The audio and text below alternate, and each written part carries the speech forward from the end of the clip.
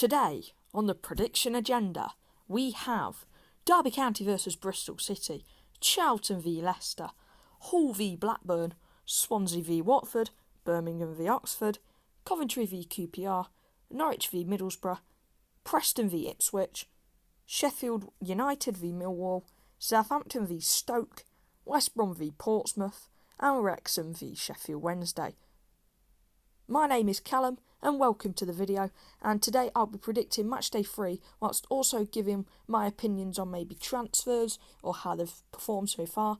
And if you're not familiar with the table right now, then Stoke's top and Sheffield United are bottom, which the Sheffield teams, I did predict Sheffield United to do almost a Huddersfield, and they kind of are performing terribly right now. I didn't expect Leicester to get beat by Preston though, and I certainly didn't expect Stoke to have the performance they had at the start of the season like this. I did think Middlesbrough was going to start well, and I didn't expect Ipswich to have 2 draws in 2 games. I expected them to be 2 from 2 here. But here we go. Derby County v Bristol City. As you know, I was away for a week last week, so I didn't get to be at the first home game for Derby, but I will be there tomorrow, and I'm excited for it. And Derby County, wrong guy. Radek Vitek has been really good in the goal for Bristol City. Obviously, Max Bird, Jason Knight, Hayden Roberts, they're all coming back to Pride Park. Derby County have Andy Vyman, Kane Wilson, who's facing Bristol City. There's a lot of players who have played for Derby and Bristol City. Obviously, the ones I've listed. You've also got Chris Martin, to name all of them. No, I'm joking. There's definitely more. I just don't really fancy just sitting here for like 5 minutes naming them when I've got 11 other games to brief on. Derby County were involved in the game of the season, I believe, right now, because 5-3 at your home ground, but you lose to Frank Lampard's Coventry.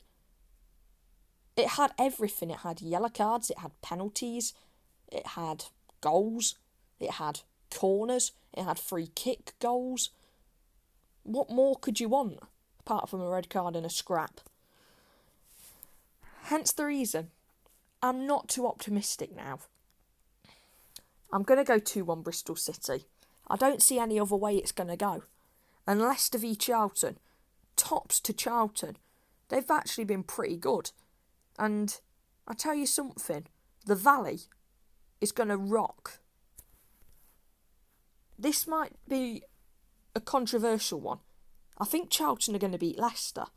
And feel free to let me know your predictions in the comments if you're watching.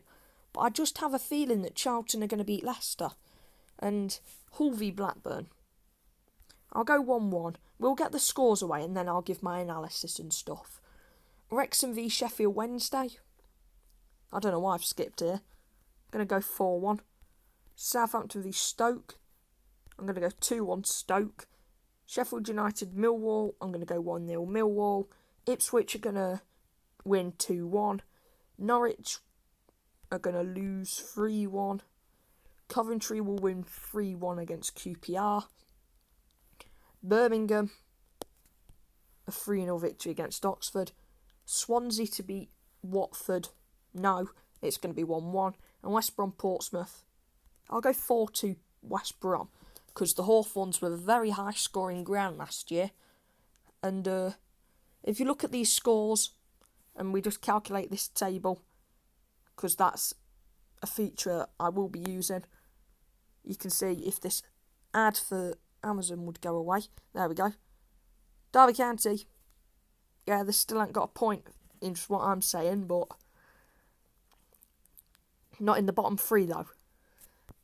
And it does hurt me to have to predict Derby County to lose, because we've got the players. We're trying to sign that Max Johnston from Sturm Graz. We're just terrible at times though. It feels like I'm looking at a team that's got diarrhoea, because that's how we are on the field. And Stoke and Charlton, they've been doing really well so far. Ipswich are bound to get a victory. Sheffield United, don't know what's happened to them. But my Huddersfield prediction, I don't know if anybody else has thought this, because I've seen a lot of people say they're going up. But if my Sheffield United prediction's right, then why am I saying if it's right? If it's wrong and they do end up going up, I will crack an egg over my head